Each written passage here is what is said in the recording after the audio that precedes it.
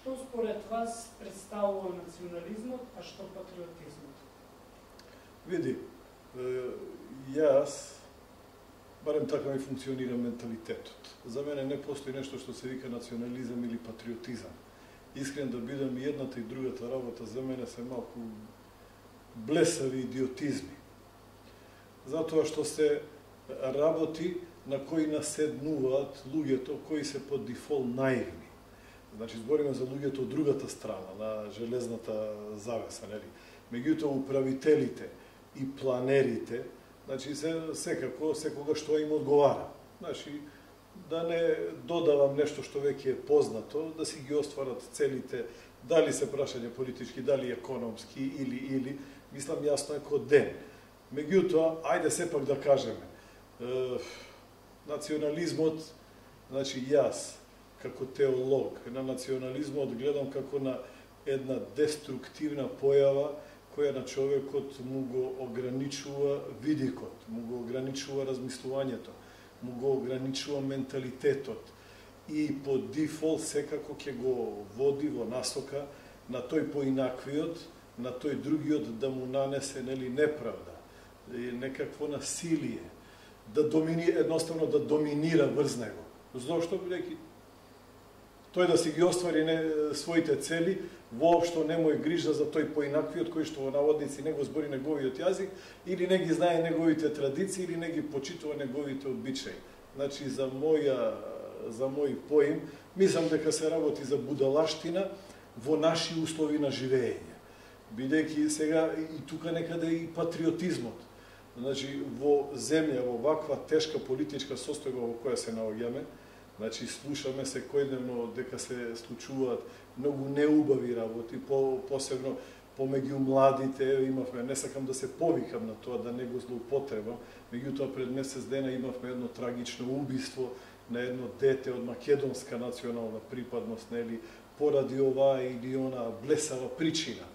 Нели? И како ти сега да си градиш некаков сенс или некакво чувство на патриотизам, да чувствуваш некаква лојалност кон земјава или љубов или кога знаеш дека целата ова работа е, значи, узурпирана од личности кои воопшто не водат сметка како ќе се одвиваат работите и каква иднина ќе им оставиме на нашите деца. Верувам и твоите деца, и ти исто така размислуваш, било кој совесен родител треба така да размислува, бидејќи целта на луѓето е да соработуваат, да се помагаат.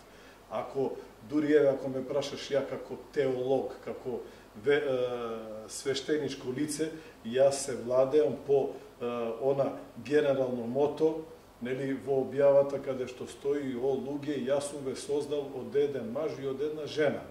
Нели, ве поделив на народи и на заедници. Која е целта од сето тоа? За да се запознавате. Што значи да се запознавате? За да соработувате меѓусебно. Нели? И сето тоа со некаков национализам и со некаков патриотизам паѓа во вода и луѓето ги губат сите морални вредности и не се во состојба да се запознаваат едни со други, а камоли да соработуваат.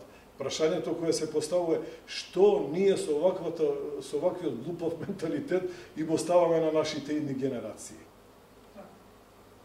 Кој е најдобриот метод да се на некој начин намали национализмот, затоа што не верувам дека ќе се искорени целосно, но како да го намалиме национализмот? Она што од искуство го гледаме и што можеме да го кажеме е потребни се, како секаде во модерниот западен свет, цивилизацијските случки, значи, ни налагаат да почнеме со формирање на јавни дебати. Значи, не дебати организирани од страна на политичари.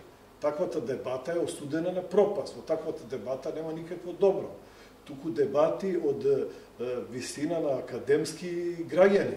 Значи, професори, значи, луѓе со докажано интелектуално ниво, луѓе со докажана позитивна историја, кои се грижат за хармонијата и за позитивното движење на процесите во ова општество. Нели? Значи, потребни се јавни дебати и на тема национализам, а и на тема религија.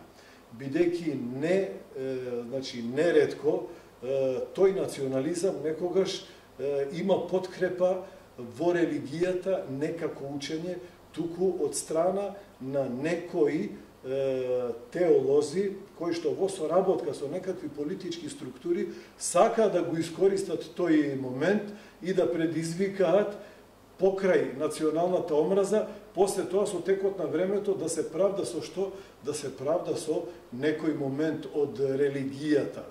Верските заедници, значи Исламската верска заедница на Македонија и Македонската православна црква, како две доминантни, најголеми верски заедници во Македонија, треба да покренат иницијатива за една заедничка дебата, за еден диалог, во кој што нема да бидат вклучени само теолозите, туку ќе им се даде простор и на луѓето од актуелниот интелектуален живот, дали се тоа писатели, дали се тоа професори, дали се тоа научни работници, дали се тоа аналитичари, политички аналитичари, вакви или онакви. Не, значи не е важно. На сите треба да им се даде можност да се вклучат и да се разговара на таа тема.